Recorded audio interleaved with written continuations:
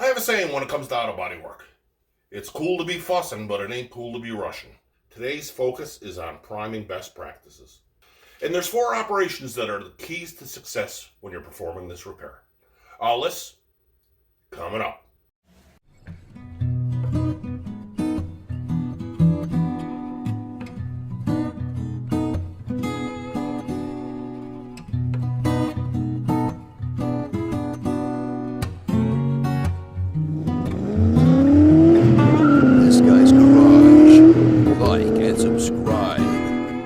The great thing about auto body is you can have a small skill set, but the world is your oyster because it applies to every car on the road.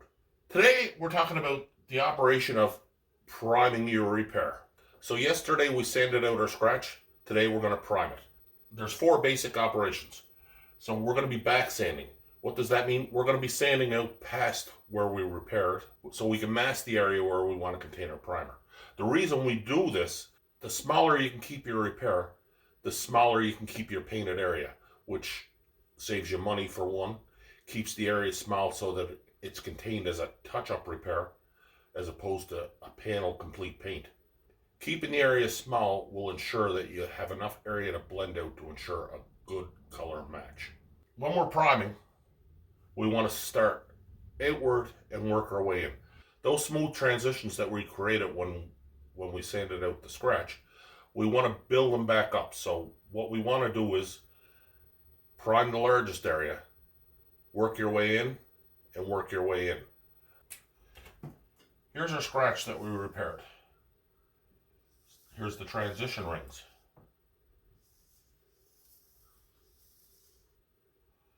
So we're going to be masking out here, and here. First thing we want to do is we want to back sand out here. And now when we're applying our primer,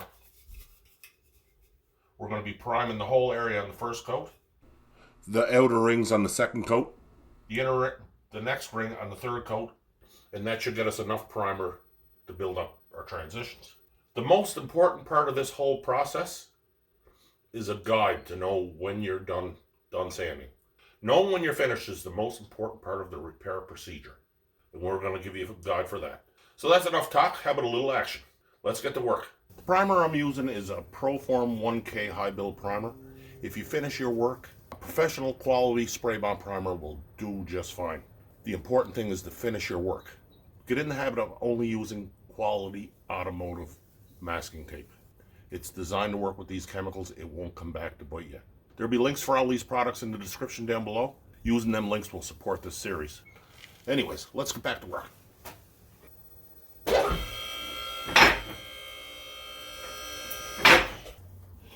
So we have the scratch that we sanded out in episode 1. The next step is to prep it for primer. So I'm going to do a little back sanding, and we're going to mask off our area so we keep that primer contained. There's a right way and a wrong way to mask. What I don't want you to do is tape around like this, because everywhere where the primer meets this edge, you will have a hard line. You'll never be able to get rid of it. You'll see that line through no matter how much you sand it, you're going to see that line.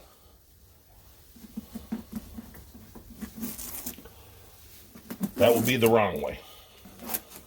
Let's get it prepped up and I'll show you the right way. Now, I'm using 600 gold. I'm wet sanding. You don't have to wet sand, but the reason why I wet sand is it keeps your dust down for one. It allows you to see what you're doing better for 2. So I'm back sanding well beyond where I'm priming.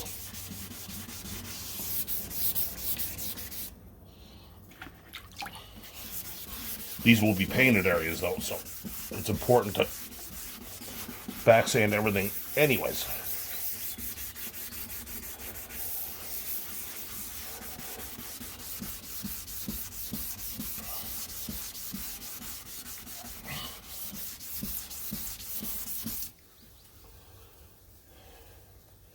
And the other reason I water sand is because it helps me show you. It's like a magnifying lens. It helps me show you when things are done.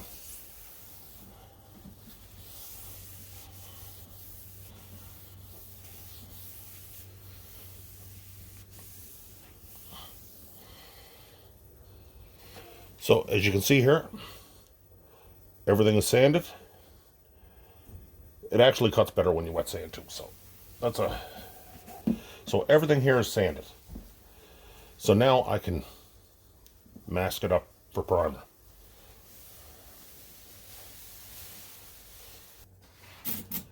So the first thing we're going to do is paper up our tape.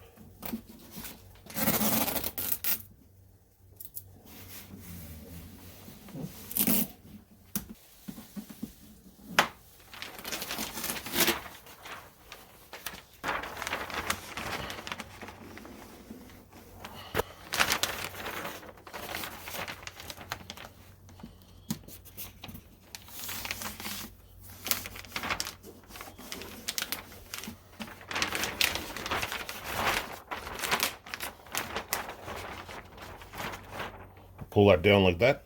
This is going to create a baffle area, which will transition the primer to a thin edge. You don't want any hard edges on your primed areas.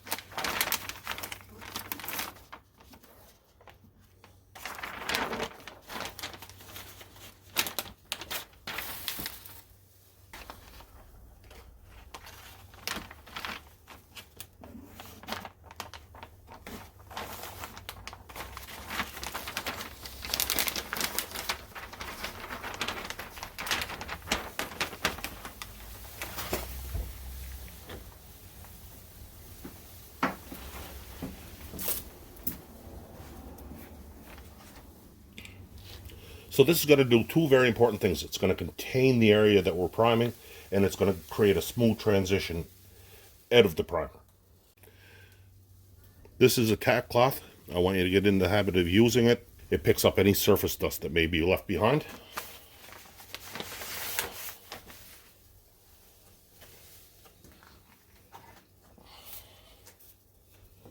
Now we have our primer. I'm using Proform 1K high build primer. Shake it up.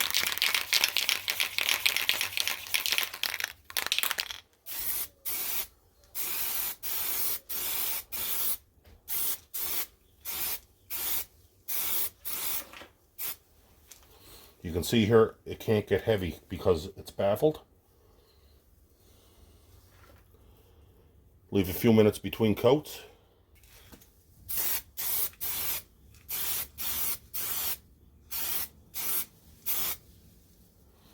So I went smaller on that pass, transitioning back to the layers. So let's put on our third and last coat.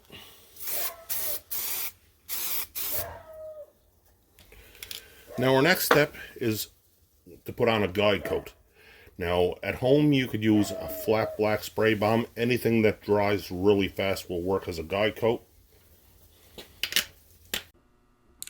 A guide coat is the process of misting a different color paint on top of your primer to guide you where you need to sand. I put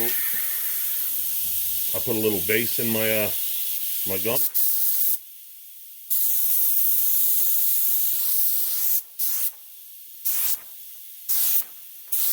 And that's it. This is going to show me when I'm done. This is called a guide coat.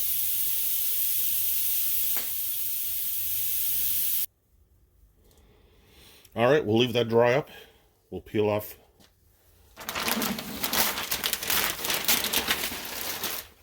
And now take off our masking paper.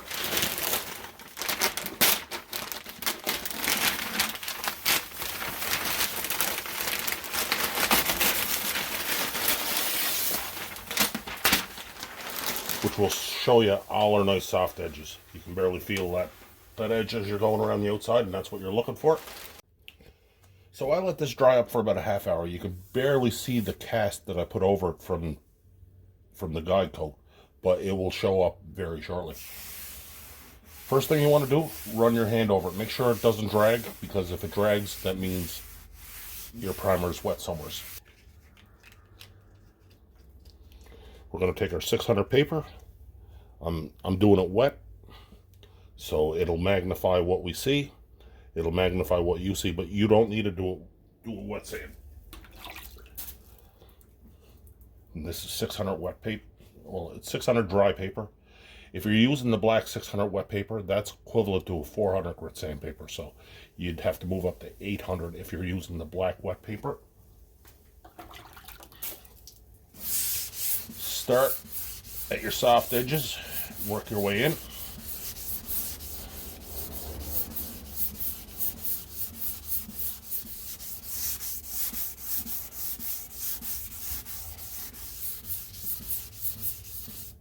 You can see here, the primer just falls into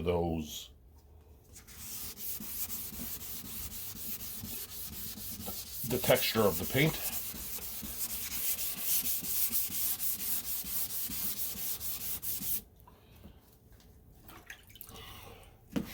Again, we want to bring our edges into a smooth transition.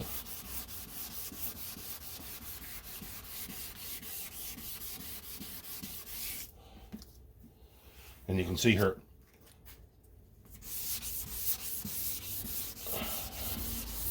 the primer will show you when you're done. So, and your guide coat. Okay, I gotta get on the other side here.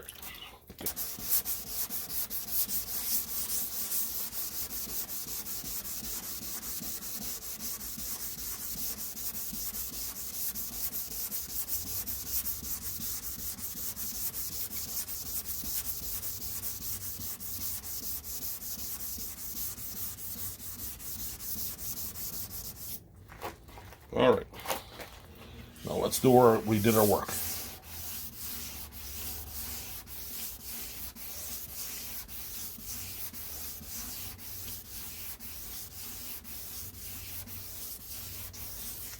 So now you can see the guide coat where it's left behind. These are your high spots. You can see there where the primer was holding. I got a little hanger. This shows your high spots where it's blue from the blue base I used. It's showing me my low spots. So I want to just keep sanding this until I can't see any of it. Now when I'm sanding, I'm using the base of my hand, just like this. I'm using this whole front leading edge of my hand. This is a convex curve, and this is the best way to sand. But you have to use the edge of your hand. If you use your fingers, you're going to be digging in. Using the leading edge of the palm of your hand,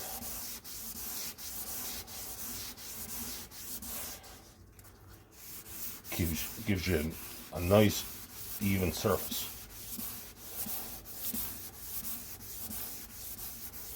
And you can see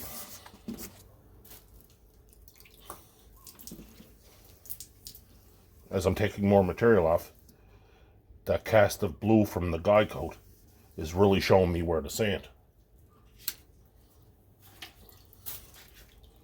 So let the guide coat tell you where to sand, and the guide coat will tell you when you're done.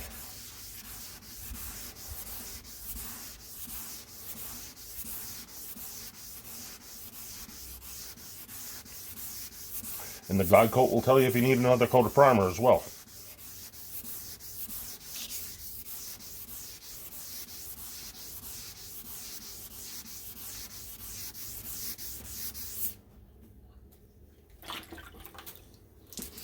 Just keep lightly sanding till it's all uniform gray.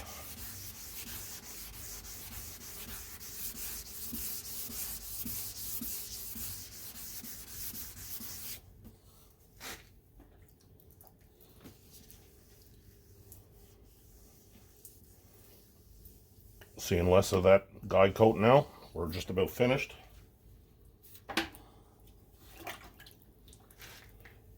Knowing when you're finished is the number one key to success.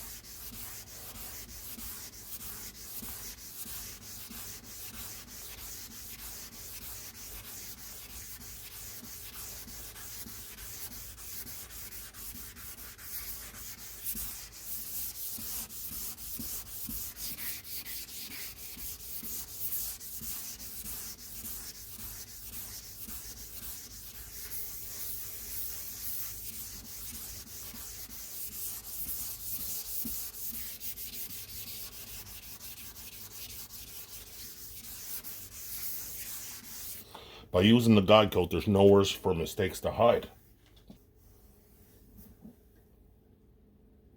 Smooth as a baby's bottom.